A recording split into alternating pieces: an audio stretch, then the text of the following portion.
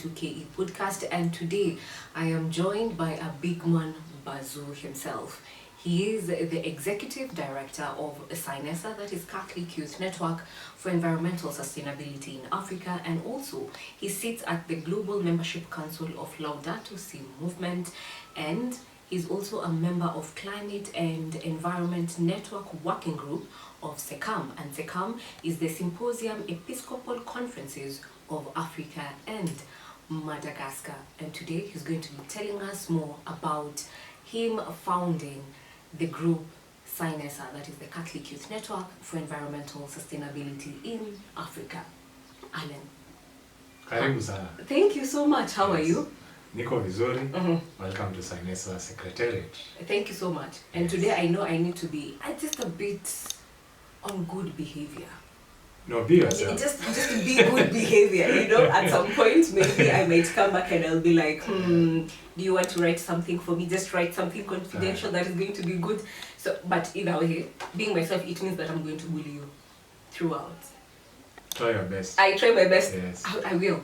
But before even, let us start with the first thing that normally boggles my mind all the time. SINESA. The word SINESA, in full, Catholic Youth Network for Environmental Sustainability in Africa. Why that long name? Surely. I like the term you've used, mind-boggling. But it is.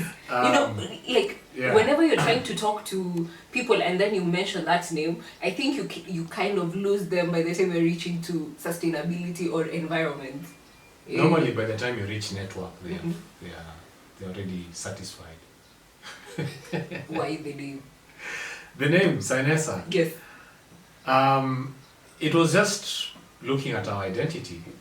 So at the time that myself and a few other colleagues were coming up with this idea of creating a platform that would bring together young Catholics from across the African continent to respond to the environmental challenges that we face and to base that response on our Catholic identity, the name came naturally. Who are we? We are Catholics. We are youth. We want to join together young people from across Africa. Africa is a massive continent, 54 countries. Even within the countries themselves, there's different identities. So network was a really core thing that we were looking at, in terms of doing the connections. And what do we want to work on? On environmental sustainability. And what is the scope of this work? Africa. So we just took those components and they came together to form the Catholic Youth Network for Environmental Sustainability in Africa. I know it's a long name, but I feel that it really speaks to who we are, what we do, and where we do it. Yes. And as I get to listen to you, the question is, why youths? Why did you decide to choose to work with the youths? And also, the second question would be the Catholic youths, to be specific. Very interesting question. So here's a little story. Yeah. At the end of 2011, which is a very long time ago, I know. I was much younger than I am now, of course. I was just completing an internship with an ecological association which conducts environmental education in a small, well, maybe not a small, but in a medium-sized city in Poland. At the end of my internship, preparing to come back to Kenya, I was thinking, what am I going to do when I get back to Kenya? And I really had been impacted by the way I saw the environmental education being conducted in Poland, which was very hands-on. There were a lot of opportunities for the young people, for them to engage in different processes and so on. And I felt that we didn't have the same or similar opportunities in Africa, but that this was an opportunity to create a pathway or create a vehicle through which, as young people in Africa, we could then engage more robustly in environmental concerns on our continent. And then in 2000, it was late 2011, in fact, just when I'd come back, there was a meeting organized by some civil society organizations together with UN Habitat and Kenyan youth leaders to prepare a position paper ahead of the Rio Plus 20 conference. So in 2012, there was a UN conference on sustainable development in Brazil, which was a significant conference because it kind of reshaped global environmental governance as we know it. It's from that meeting that the resolution to, for example, transform the governing council of UNEP to the United Nations Environment Assembly was made, and so on and so forth. And I saw the advertisement of that meeting online, but to go to that meeting, you had to be sponsored by a youth organization. You had to belong to an organization to be able to apply to go to that meeting. And that organization had to do a cover letter for you together with the application. Of course, I just come back to Kenya, so I did not have an organization to back me up. And the immediate thought that came to my mind was, let me talk to the coordinator of youth in my home diocese, which is Nakuru, and see if he can prepare a letter for me to participate in this meeting. When I approached him, he said, well, I have no idea what that meeting is about, all these sustainable development issues. So he said, but you can draft something which I can look at, and then we can move forward. Long story short, I ended up in the meeting, of course, introducing myself.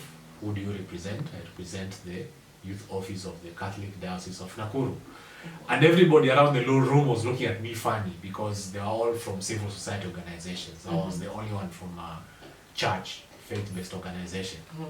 And they were looking at me as if I was lost. Like, what are you doing? Dude, you're coming from the Catholic Church. What does the church have to do with?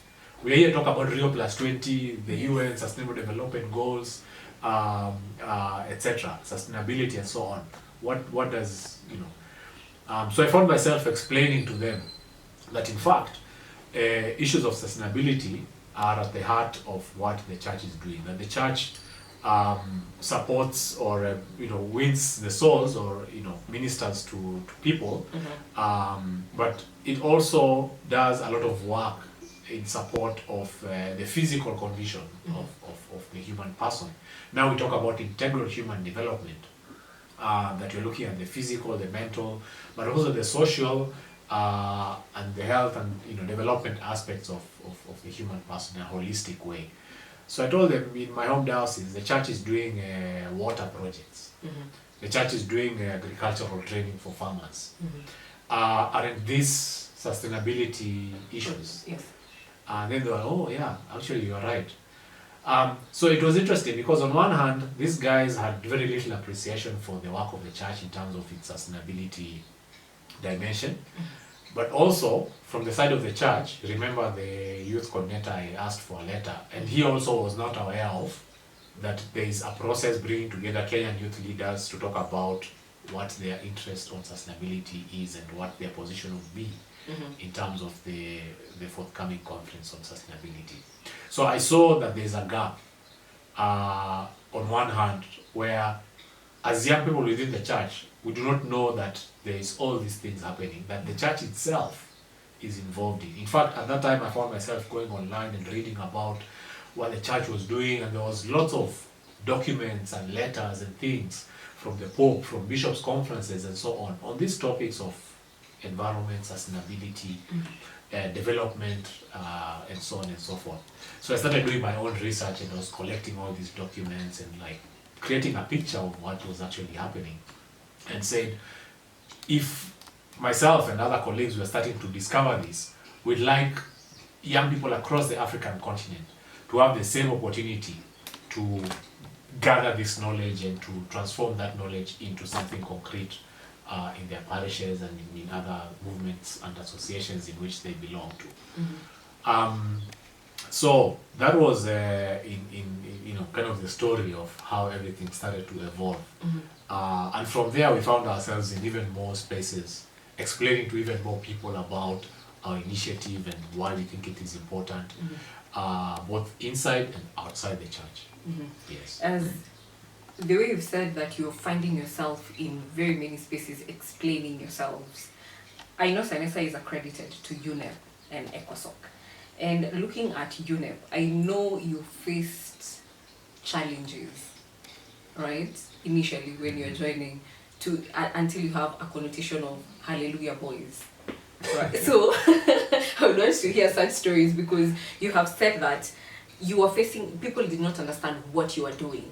So now the first time you are entering into, you're being accredited to UNEP, and then gaining the name Hallelujah Boys. So how did that come to be, and how was the space when you are initially joining UNEP and the meetings?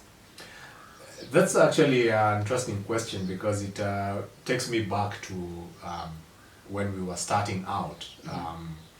At the time, remember, we didn't even have a physical office or space where we are sitting now. The office was basically my backpack and my laptop. that was a Sanesa office. So when people ask me, oh, so where are you based? I'll be like, no, you give me my card, I'll contact you. So Okay.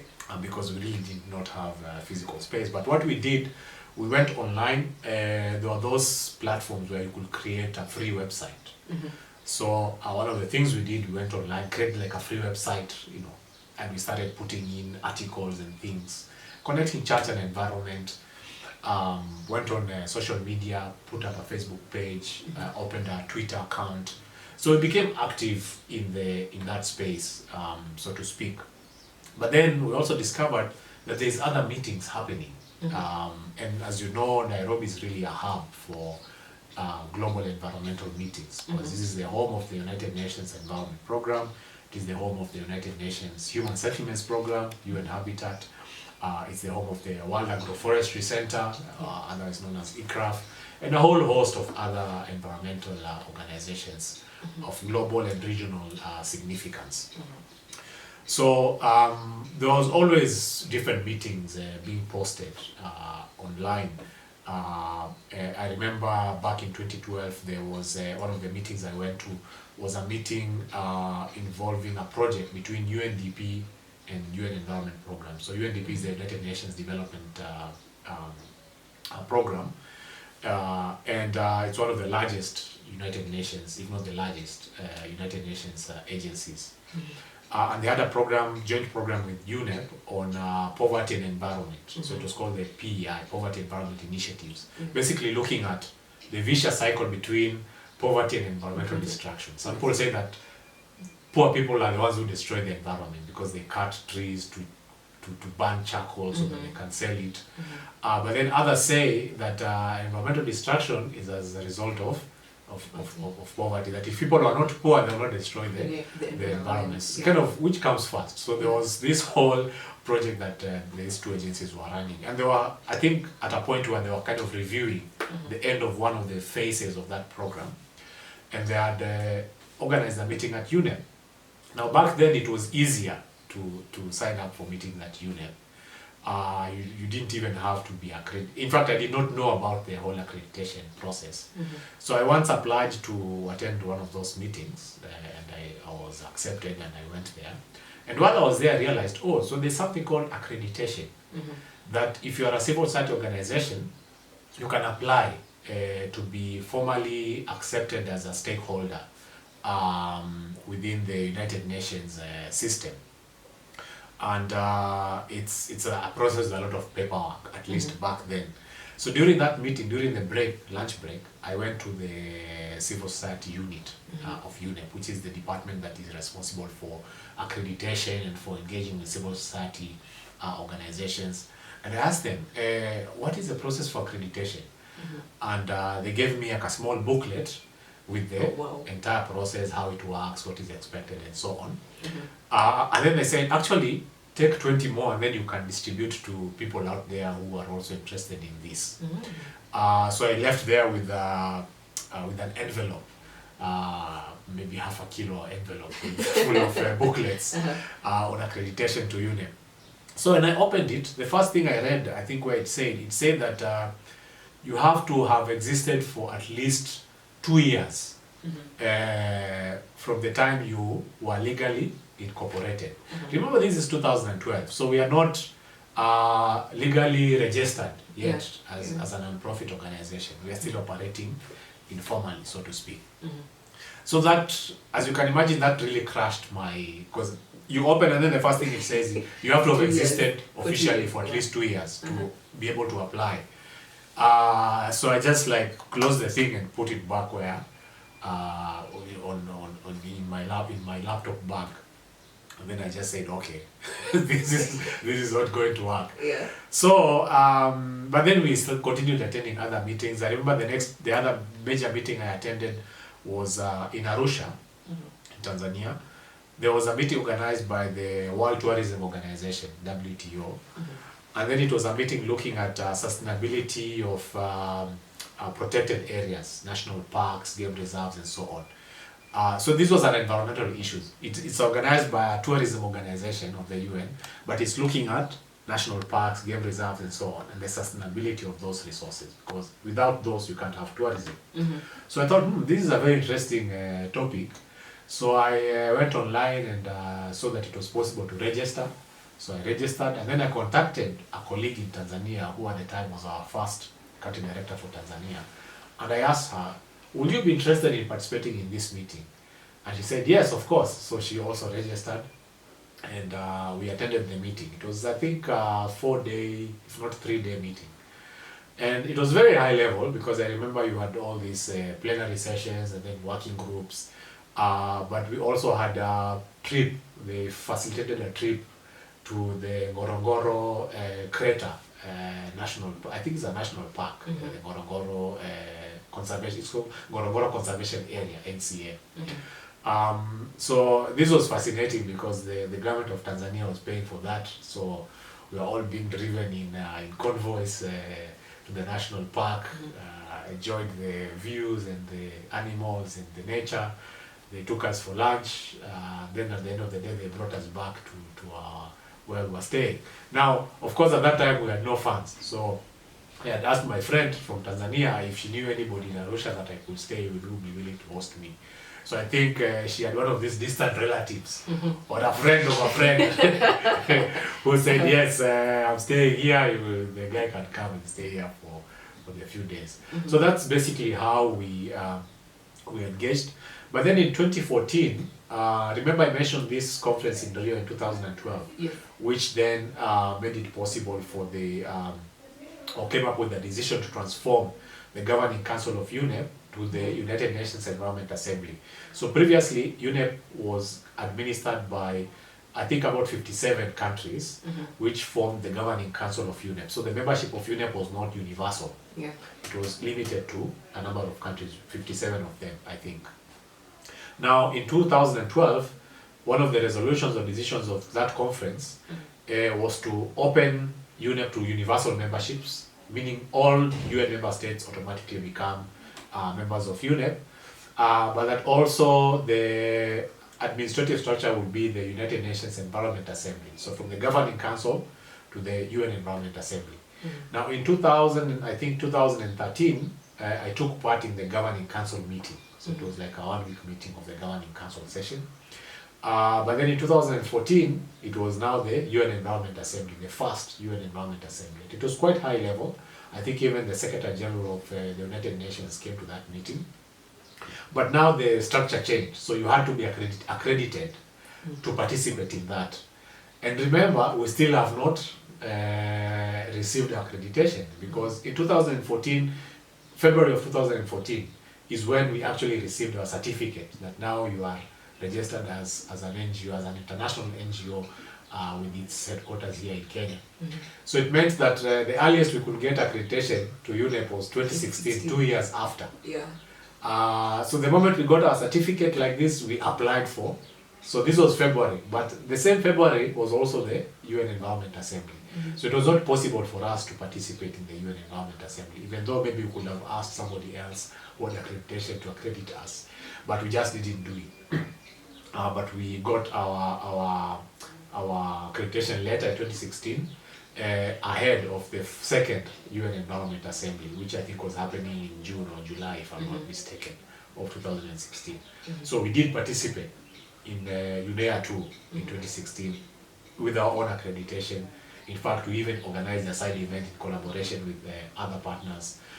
So it was a grand entry, so to speak, into that space in terms of UNEP.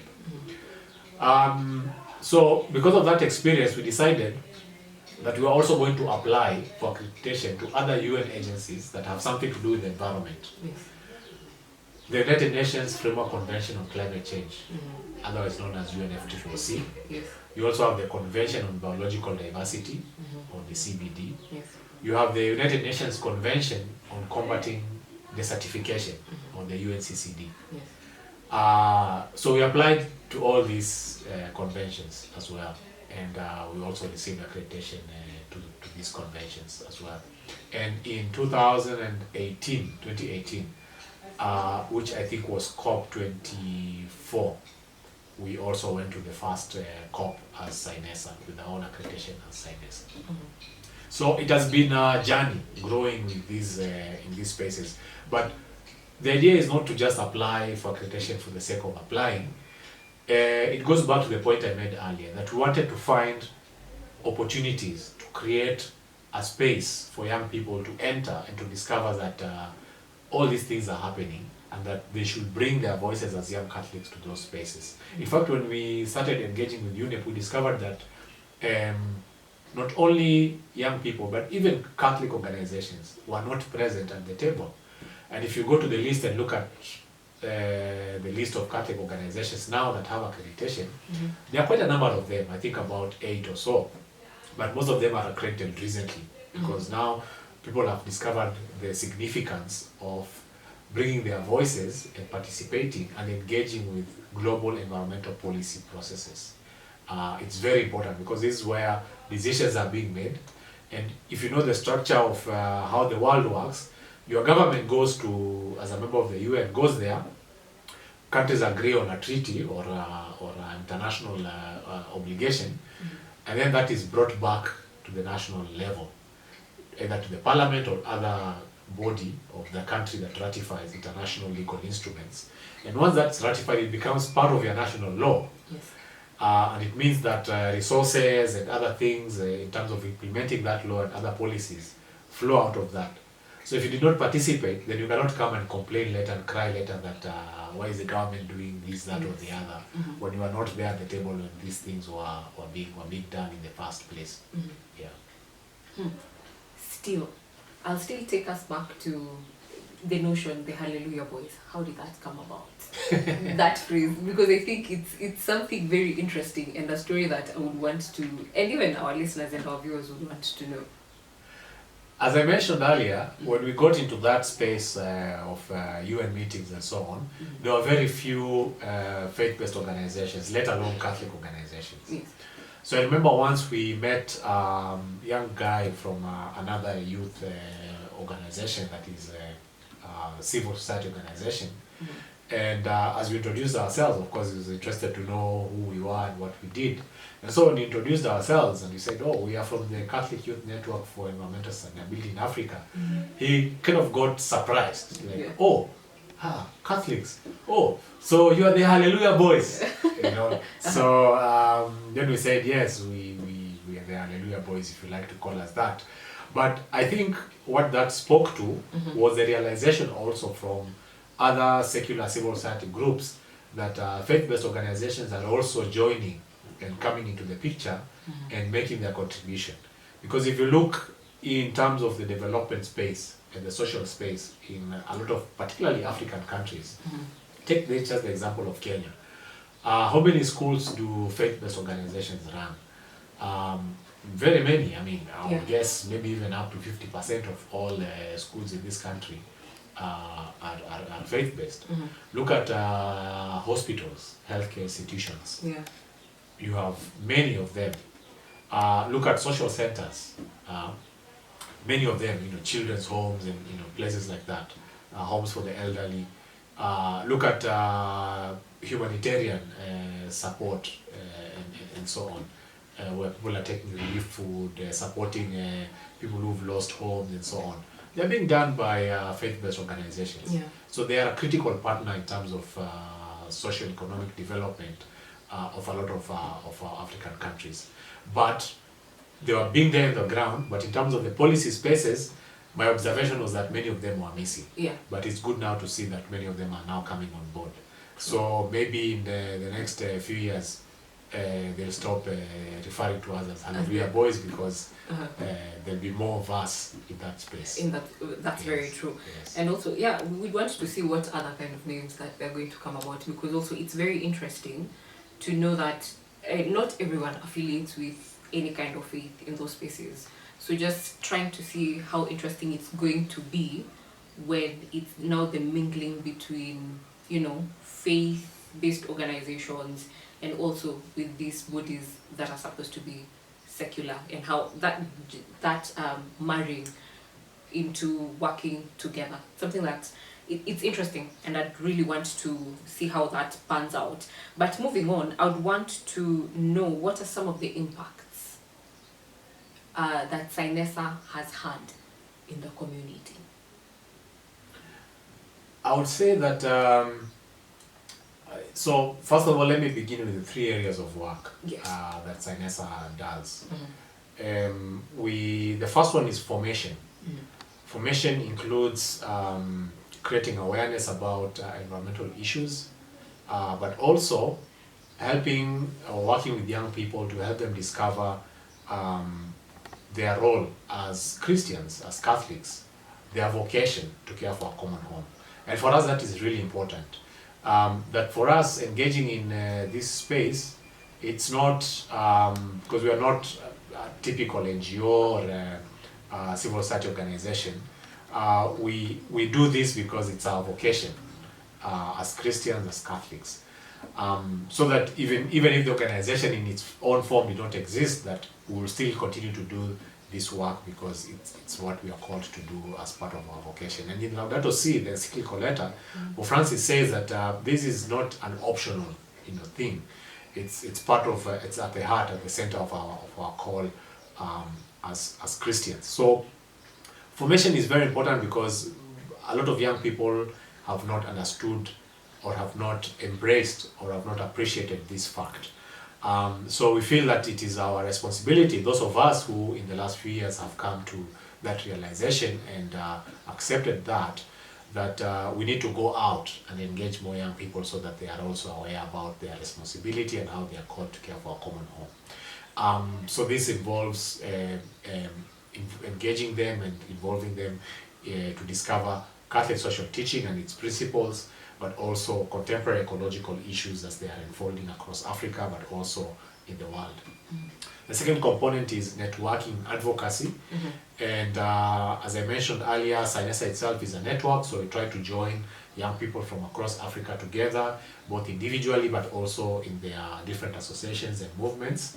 So we try to collaborate also with other existing Catholic youth organizations and movements. Mm-hmm. And then the third element is supporting environmental action at the grassroots level. So our impact can be measured through these 3 areas, although I would say in the last few years a lot of our focus has been on the first 2, mm-hmm. formation and then the networking and advocacy component, mm-hmm. because we feel that before you even go to the ground to start implementing concrete projects at the grassroots level, people need to understand why they are doing what they are doing. You've seen examples even in this country where people have gone to plant trees that are of the wrong type, yeah. Or of the wrong for the wrong ecosystem. For example, guys who planted eucalyptus near rivers or streams and so on, not realizing that eucalyptus is not meant for that type of ecosystem because it's a very thirsty tree, so to speak. Mm-hmm. So if you plant it near a stream, the stream is going to dry up, mm-hmm. and then people have to uproot them. We've seen examples of that because of a lack of formation, lack of understanding of what do we have to do where. Mm-hmm. Also in terms of the sustainability component, you've seen people who do a lot of cleanup campaigns, for example, in our towns and cities, which is good. I have no qualms or problems with that kind of approach, and it's good to do that because then people realize the significance of keeping our environment clean, our surroundings in good order and so on. But few people ask themselves, why are we throwing trash in the first place? Because if we understood that, first of all, and then changed our approach, changed our behavior and our attitude towards littering, then we would have fewer cleanup campaigns a lot, first of all, on the formation and networking component as opposed to the supporting grassroots environmental action. Because also on the third component, you need a lot of resources, both in terms of human resource but also financial resource. And as relatively young organization, we are still in the process of building that capacity. But in terms of the impact, I would say that first of all, we have reached 10 countries so far. Our idea is to have 25 SINESA chapters by the year 2025. We are now 2023, so the clock is ticking. The clock is ticking. So we have to farakisha. We have to fasten it. Yes. We lost momentum during 2020-2021 because of the pandemic. Yes. Because this idea was something that we came up with in 2017-2018. But we lost those 2 years, and so we are kind of restarting that and trying to catch up. In those 10 countries, some of them are doing relatively well. For example, our chapter in Rwanda is one of our success stories, so to speak. Our chapter in Rwanda is even officially recognized in the Archdiocese of Kigali. They are one of the lay associations or movements recognized by the Archdiocese there. In 2020, together with the Jesuits in Rwanda, they organized a Laudato Si conference for the 5th anniversary of Laudato Si, which brought together close to 300 young people from Rwanda, but you had more participating virtually. Remember, 2020 was still in the pandemic period, so this conference was in a hybrid format. But the conference also brought together representatives from the Vatican. I remember one of the speakers was the then Secretary of the Dicastery for Integral Human Development, Monsignor Dufay, who took part virtually. The Minister of Environment for Rwanda came to the conference at the opening. The Archbishop of Kigali, His Eminence Cardinal Kambanda, also participated, and the Jesuit Superior of the Rwanda-Burundi region also participated. We have our chapter in Tanzania, SINESA Tanzania.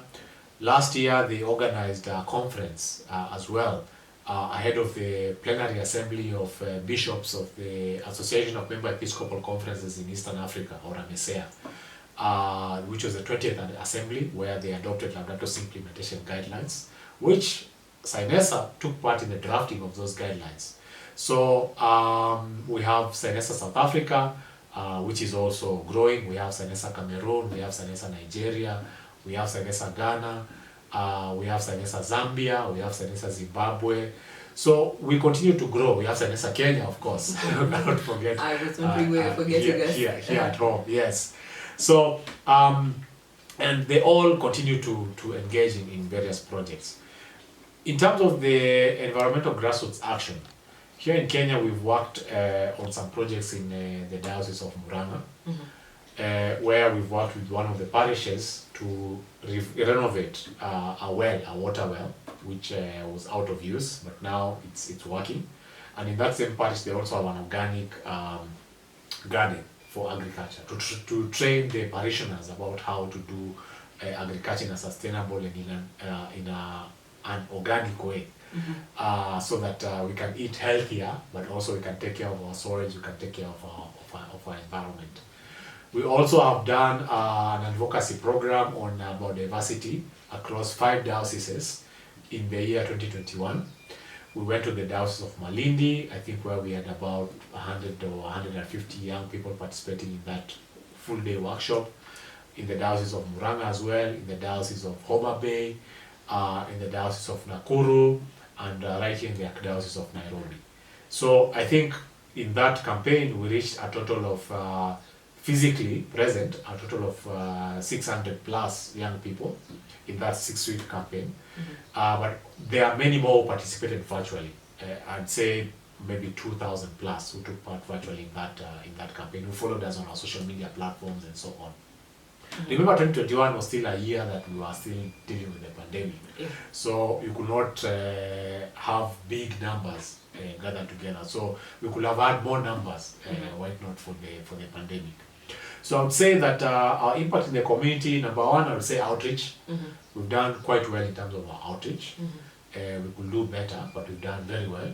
I think many more young people know about non-governmental courtesy of us. Mm-hmm. Number two, I would say our networking component has also done very well.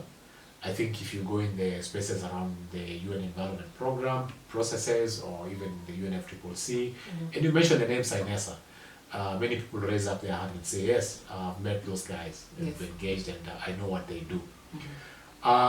In terms of our social media presence also, I think we've done quite well. We regularly churn out material, and what we are doing right now with your help is part of that outreach campaign. In terms of writing articles online, social media, and so on and so forth, I think we're doing quite well. But the impact will obviously be more. As I mentioned, I feel that we lost some momentum in 2020 and 2021, but this year and the next couple of years we'll be catching up on that. Watu watakuwa wanatufeel kwa ground a lot more. Yes. And as I get to listen, I would want you to let me know of briefly some of the challenges that you are facing while you're doing your outreach programs, that is with the impact, and also to know what are some of the systems that you're putting in place for the next generation, because yes, this generation is going, tunasema ujana ni moshi, so it's going to fade away. But what about the next group of youths? What systems are you putting in place to ensure that they're going to be having it easier than us? That's an excellent question. Number one, the challenges. Challenges are many. I could generate a whole Excel sheet with these challenges. How much time do you have to? But I'll just summarize. I'll just capture the main ones. Number one, Africa is a really vast continent. And trying to build a network of anything, not just an organization, but of anything across Africa is a huge challenge. Because first of all, there is a diversity of languages. Official languages are about 5 or 6. You have English, French, Spanish, Portuguese, Arabic, and Swahili. I am sure I've forgotten a few more. For example, in South Africa, just South Africa itself as a country, they have 11 official languages. Which is a lot, yes. Which is already a lot. So that itself is a challenge, but it's also an opportunity because it means we can create content in all these wonderful, beautiful African languages we speak on the continent. The physical vastness of the continent is also a challenge. I personally would like to be everywhere, visiting our different colleagues in the different countries to engage with them, to support what they are doing, to learn more about their challenges and their opportunities and so on. But just to go from here, for example, to Kampala, if you get on a bus, it will take you about 14 to 16 hours. If you're going to Dar es Salaam, it will take you about 18 hours. So that's a whole day. And flying in Africa is not cheap. It's not cheap. I mean, if you booked a ticket from here to Mozambique, for example, it might be more expensive than a ticket from here to Paris or from here to Rome, for instance. So that makes it quite expensive in terms of moving around. But one of the ways we try to overcome this challenge is to make more use of digital platforms. COVID showed us how to work virtually. So we try to do that, even though still in some of our African countries, the challenge of access to internet in terms of affordability is still an issue, but also even electricity. For example, right now in South Africa, they're having what they call load shedding. They're having power rationing, power cuts left, right, and center. So if you are inviting people to a virtual meeting or a webinar, it can be a challenge sometimes for access for some of our colleagues. So that's an issue, but we keep trying to see how to overcome it. The other issue is financial capacity, which has an impact on our human resource, for example. I love to have a big team of staff here at the SINESA Secretariat that can then serve all the chapters. But that's not possible because then we do not have the means to compensate or remunerate these staff, these young people. Many of them fantastic, would love to come and work with us, some who are already working with us for free as volunteers. But at the end of the day, people have to put bread on the table. So how to strike this balance is quite a challenge. So and then also the issue of the issue of young people wanting to discover new things in a short period of time. So in summary, the attention span is very short. So if you're trying to build something long term, you have to be creative in terms of how you engage them from 1 month to the next. Otherwise, after a few months, you'll find that they have moved on to something else. You are starting over again. So that's in summary the challenges. But in terms of the systems that you asked about, what systems you are putting in place to ensure that the next generation of young people maybe has it a little bit easier than we did, or than we do. At the organization level, at the level of secretariat, we are coming up with different policies for the organization itself. So we have a finance policy, for instance, that talks about how we manage our finances and how we find the finances and the resources in the first place. We have a human resource policy, which talks about how we manage the people who come on board to help us deliver on our mission. How do we treat them? How do they treat each other? How do they engage among themselves, but also with the organization? We have a child protection policy, for instance. Child protection is very important now, in this day and age. Because of course at some point we'll be dealing with the minors, people who are below the age of 18. So you have to have a policy of how you ensure that these young people, these children, that they are safe when you're working with them on different environmental projects.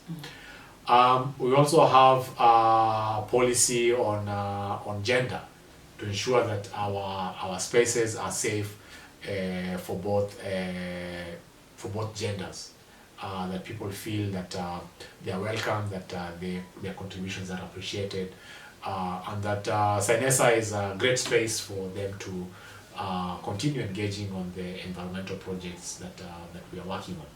So that's important, because then it sets the foundation and it sets the framework to ensure that everything else that we are doing in terms of delivering our mission flows in a seamless manner. So that's part of what we are doing to ensure that things are moving. But also, more importantly, we are now looking at developing a robust mentorship program, so that the guys who've been with SINESA for some time and now they are kind of transitioning or moving on, they find an opportunity and a space to give back to the next generation. That they can be training the younger people, that they can be giving back through sharing experiences, and enhancing the inter and intra-generational dialogue. Because when you speak of young people, many people think that it's one homogeneous group, while really it's not. Because in Africa we talk about youth being persons between the age of 18 and 35. But someone who is 18 and someone who is 30, in the current circumstances, their way of thinking is really not the same. And their likes and dislikes and their way of approaching things is different, because they are coming from different generations, even though they are in the same category of youth. So you have to have a system of intra-generational dialogue where these people can speak with each other, but also intergenerational, so between those in the youth bracket with those who are elders. That's also really important, because you can then pass on knowledge, information, experiences, so that those who come after us do not fall in the same traps or challenges or holes that some of us may have stumbled on along our way. Finally, what is next for SINESA? What's next for SINESA? What is next for SINESA? Yes. We keep doing what we've been doing well, more. What we're not doing so well, we try to improve. And we keep on the path of growth In 2017, we had what we call the Sinessa Summit, which was a meeting of our leadership from the different chapters. At the time, we had about 7 or 8 chapters, I think. And one of the things that we talked about was that we need to go far together. You know the African proverb. I don't know from which country it is, because they say it's an African proverb. Oh, yeah. Africa is a big place, so. Yes. But anyway, that if you want to go far, go together. Yeah. If you want to go fast, go alone. So our idea was that we want to go far, we want to go together, but we also want to go fast. So it was farther, faster, together. Oh, okay. And the idea was, as I mentioned, we at the time decided that we want to have 25 chapters, at least 25 chapters by the year 2025. So we are still having that as our target.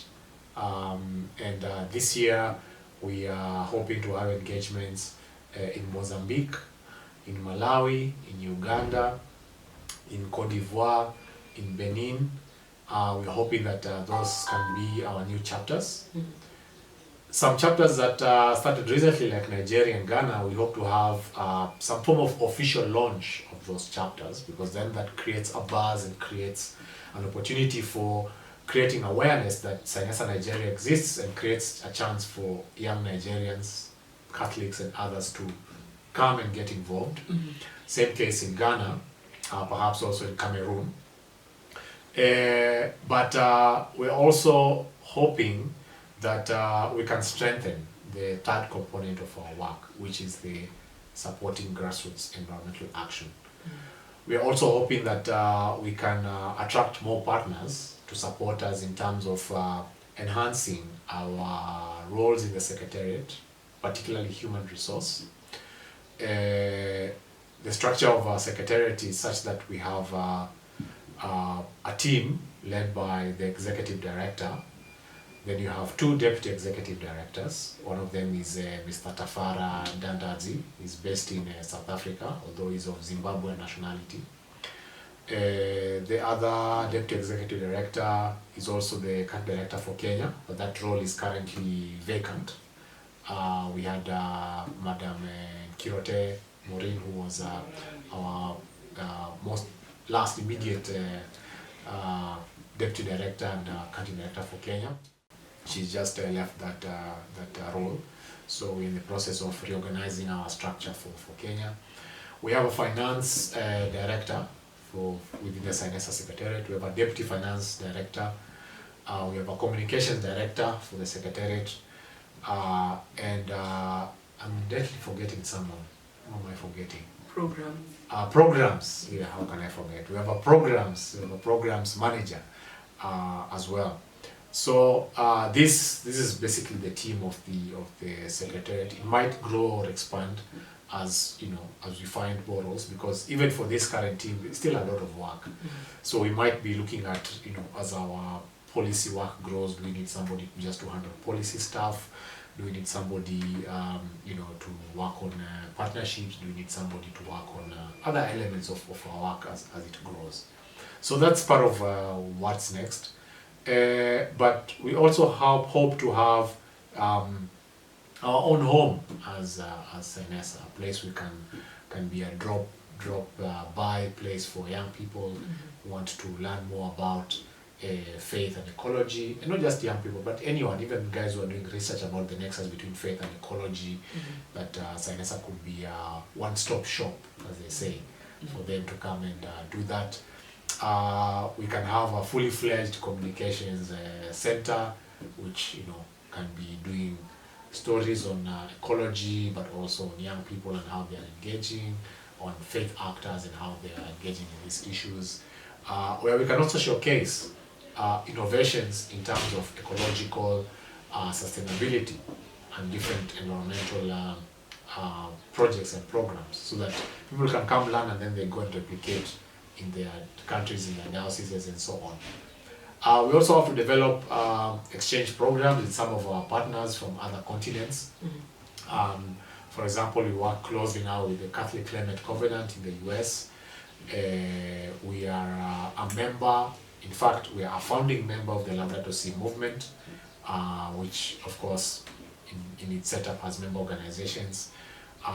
We collaborate with the hierarchy of the Catholic Church across the world, but certainly here in Africa, we are collaborating closely with the Symposium of Episcopal Conferences in Africa and Madagascar, or SECAM.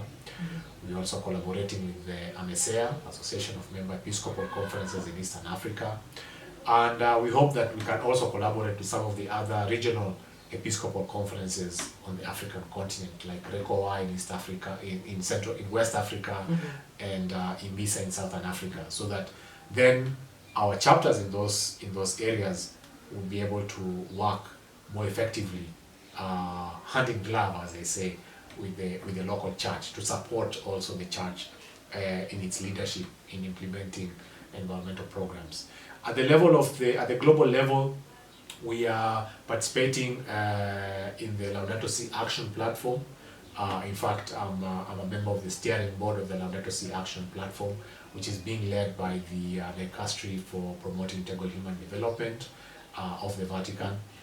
So through that, we are also able to channel some of our experiences, some of our concerns as young people in Africa about how the church could better engage and deliver on implementing Laudato Si at the local level. Okay, thank you so much.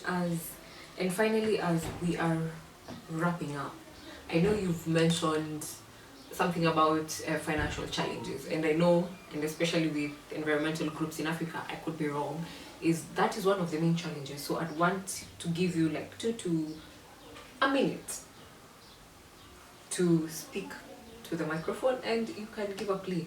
And also to remind my dear listeners and viewers that I will be putting a link below, so that if you have any amount of donations, you may be able to channel it to the SINESA platform. Thank you.